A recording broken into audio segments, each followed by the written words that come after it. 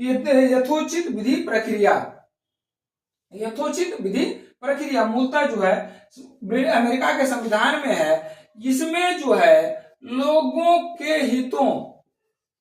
हितों का ध्यान रखा गया है, ध्यान रखा गया। अब ध्यान कैसे रखा गया है? यहाँ फंडामेंटल राइट्स का वर्णन है, फंडामेंटल राइट्स का वर्णन है। अच्छा, फंडामेंटल राइट्स का है तो विधि द्वारा ऐसी प्रक्रिया या जो है संसद के द्वारा या विधायिका के द्वारा ऐसी विधि का निर्माण किया जाएगा जो लोगों के हितों का हनन नहीं करता है, जो लोगों के हितों का हनन नहीं करता है।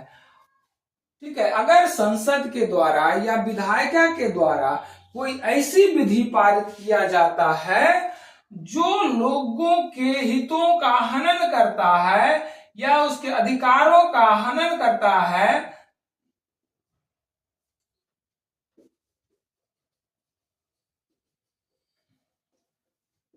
लोगों के अधिकारों का हनन करता है, तो ऐसी विधि को न्यायालय में लाया जा सकता है और उसके औचित्य का निर्धारण हमारा सुप्रीम कोर्ट करता है।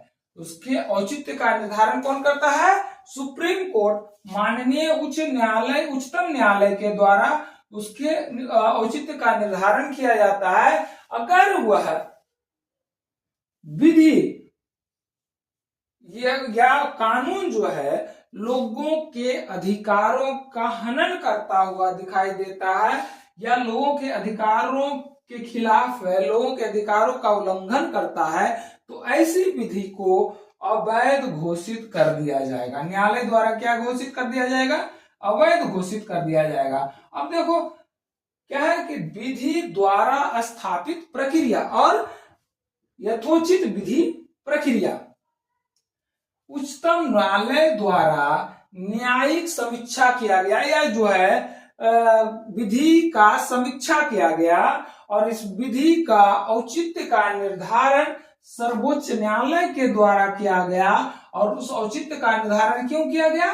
फंडामेंटल राइट्स के कारण किया गया। यानी जो है यथोचित विधि प्रक्रिया के द्वारा, यथोचित विधि प्रक्रिया के द्वारा लोगों के अधिकारों का हनन नहीं किया। अगर उचित विधि है जो यथोचित है, उसके अनुसार उसके अधिकारों का हनन किया जा सकता है। जैसे बहुत सारे हैं, अब